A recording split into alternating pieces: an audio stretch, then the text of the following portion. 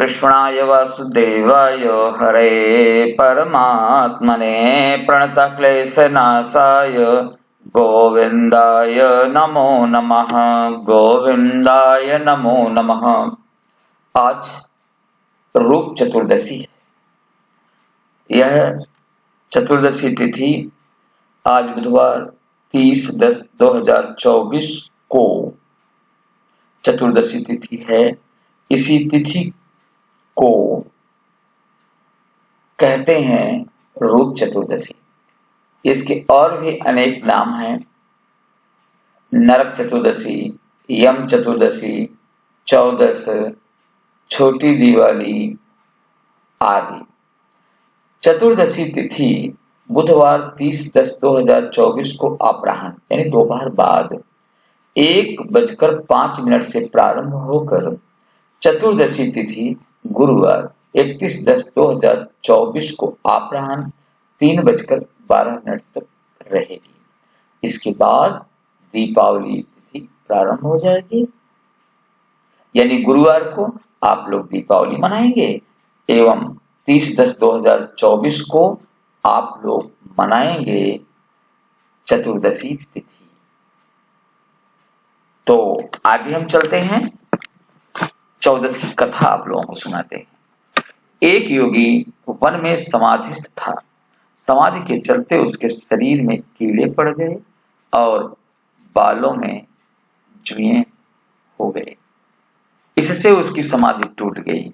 उन्हीं दिनों देवर्षि नारद उसके पास आए। तब योगी ने उनसे पूछा कि हे देवर्षि, मैं भगवान की भक्ति में ही लीन रहता हूँ। एक बार जब मेरी समाधि लग गई तब मेरी ऐसी दुर्दशा हो गई, इसका क्या कारण है? तब नारद जी बोले कि हे योगी, तुम भक्ति तो करते हो, तुमने भक्ति तो की, लेकिन देहाचार का पालन नहीं किया, इसीलिए ऐसा हुआ। अब तुम कार्तिक मास के कृष्ण पक्ष की चतुर्दशी को व्रत रखकर भगवान श्री कृष्ण का पूजन करो, इससे तुम्हारा शरीर पूर्ववत हो जाएगा। नारद के कहे अनुसार योगी ने वैसा ही किया, तो उसका शरीर पहले जैसा सुंदर हो गया। अब इस तिथि को जन लोग क्या करते हैं, सामान्य जन क्या करते हैं, उसके बारे में बता रहा हूं। अपामार्ग एक औषधि वनस्पति है। इसका वैज्ञानिक नाम है अचिरांथिस अस्पेरा। हिंदी में इसे चिरचिटा, चिचड़ी, जटजीरा, चिरचिरा आदि कहते हैं। अपामार्ग एक औषधीय वनस्पति है। इसका वैज्ञानिक नाम अचिरांथिस अस्पेरा है। मैंने इसे इंग्लिश में भी लिख दिया है। हिंदी में इसे चिरचिटा, जटजीरा, चिरचिरा, देहातों में चिचड़ी आदि नामों से जाना जाता है। इसे लाह चिचरा भी कहा जाता है। यह खरीफ फसल का मुख्य खरपतवार है। कहीं कहीं इसे कुकुर घास, कटीली घास कहा जाता है। इसको ओंगा के नाम से भी जाना जाता है। जिन स्थानों पर जिस नाम से जाना जाता हो, यह उत्तर भारत में चिचड़ी के नाम से जाना जाता है। और अपामार्ग एक घास है। नरक चतुर्दशी, हाँ पहले मैं चिचड़ी की भी आपको इसका कार्य बताता चलूं। आप अपामार्ग की एक डंडी ले लें और जिसमें स्नान करने के लिए आप जल रखे हैं, उसकी डंडी या डाल से लोटे में या बाल्टी के अंदर उसे आप, कुछ लोग कहते हैं 3 बार, कुछ लोग कहते हैं 4 बार, कुछ लोग मानते हैं 14 बार, क्योंकि चतुर्दशी है। तो आपके यहाँ जैसी प्रथा हो आपके परिवार में, उस प्रथा के अनुसार उसे उस बाल्टी में या लोटे में घुमाएं और उससे स्नान करें। तब आपके त्वचा संबंधी जो रोग हैं वह नष्ट हो जाएंगे। और आप चाहें तो उसका रस बना करके भी उसका उपयोग आप कर सकते हैं। ब्रश बनाएं और जहां पर आपको त्वचा संबंधी रोग की संभावना है तो वहां लगाएं अथवा जल में डालकर स्नान करें। इसके अतिरिक्त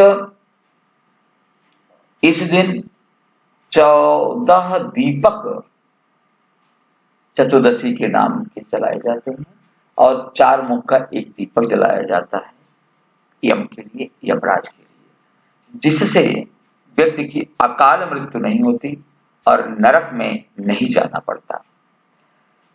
आइए नरक चतुर्दशी की कथा हम सुनते हैं। एक राजा था, वह बहुत दान पुण्य किया करता था। जब उसका अंतिम समय आया तो यमदूत उसे नरक में ले जाने लगे। तब राजा बोला कि अरे, तुम लोग मुझे नरक में क्यों ले जा रहे हो? मैंने तो कभी किसी को दुख नहीं दिया।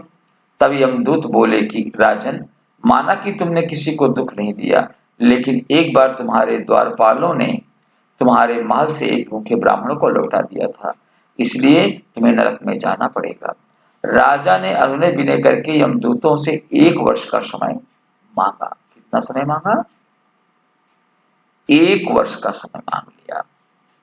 फिर उसने मुनिजनों से इसका उपाय पूछा तो वे बोले, हे राजन, तुम कार्तिक मास के कृष्ण पक्ष की चतुर्दशी का व्रत रखो। उस दिन भगवान श्री कृष्ण का पूजन कर ब्राह्मणों को अपना अपराध बताते हुए उन्हें भोजन कराकर दक्षिणा दो। इससे तुम्हें नरक में नहीं जाना पड़ेगा। राजा ने मुनियों द्वारा बताया व्रत किया और विधिवत भगवान श्री कृष्ण का पूजन किया तो व्रत व पूजन के प्रभाव से उसे विश्वलोक की प्राप्ति हुई। चतुर्मुख का दीपक जलाएं या दान करें। दान का मतलब जलाना ही है, यहाँ पर किसी को देना नहीं।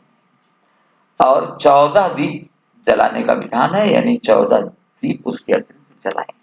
चतुर्मुख दीप घर के बाहर जलाया जाता है, जैसे तृतीय तिथि को यानी धनतेरस को आप लोगों ने जलाया है, उसी तरह से जलाया जाता है। आशा है कि यह वीडियो आपको धार्मिक कार्य में सहयोग प्रदान करेगा और आपको यह जानकारी कैसी लगी आप मुझे मेरे कमेंट बॉक्स में लिख करके मेरे पास तक पहुंचा सकते हैं। मैं आप लोगों का आभारी रहूंगा और अच्छी वीडियो बनाने का पुनः प्रयास करूंगा।